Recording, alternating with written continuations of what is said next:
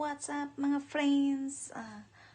Our video for today is magluluto tayo ng lansang pako sa Tagalog.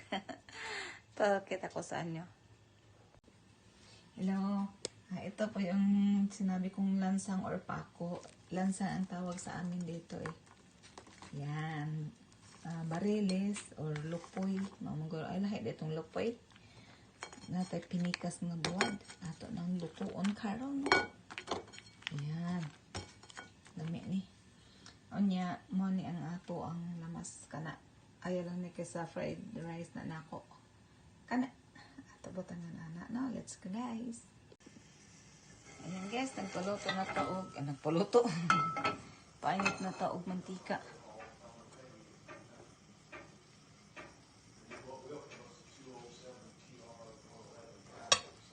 Nunod na ako una ini.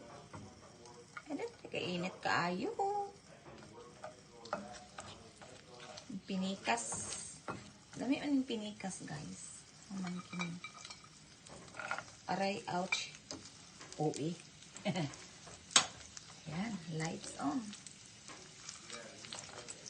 Lights on. Mani ona na kong lutuon.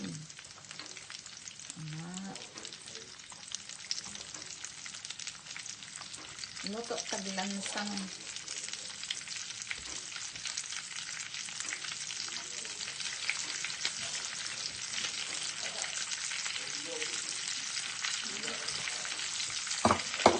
Ayan, nasang kadaya.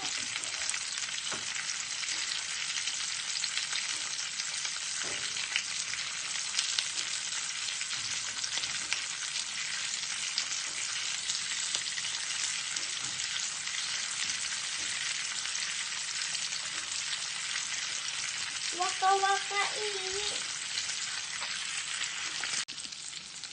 Yes, binaliktad na natin. Mabango siya kasi parang fresh lang. Fresh.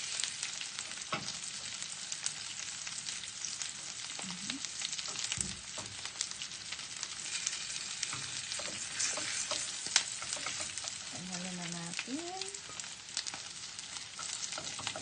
Gusto ko crispy siya.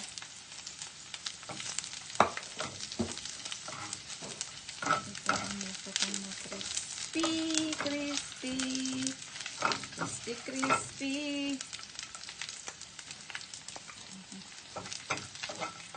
Ang tanong na ko kung ba na kung mahok ba siya. Can you smell, hubby? No. Good. Cooking fish? Yes. Dried fish. How come you open these doors at the nighttime? Huh? Open. Actually, na-open door. I'm not open the door. Yeah?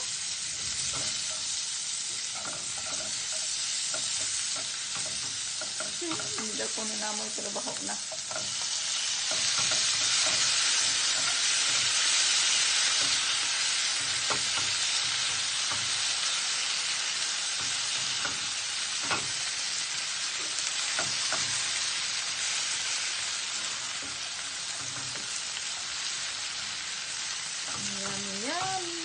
Ilagay na natin ang bulad.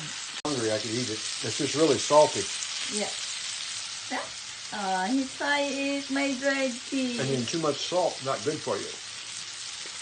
Not always. I know, it's really salty. At talagay na natin ang bulad. Ang bulad. Nag-try ang akong bana. Hindi daw po nung maayos ako kay maalat. Anad naman tayong maalat. Dami ang maalat. Kaya ang dili ganahan. And guys, luto na. Tapos mo red fish. Red fish.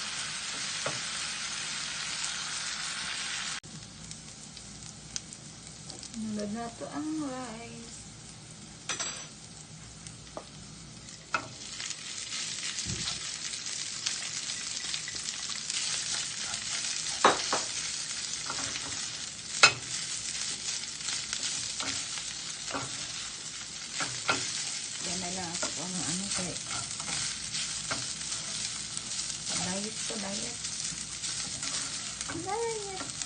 asinan.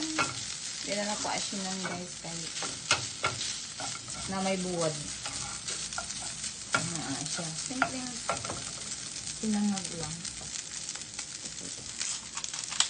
Kantahan. Ayun.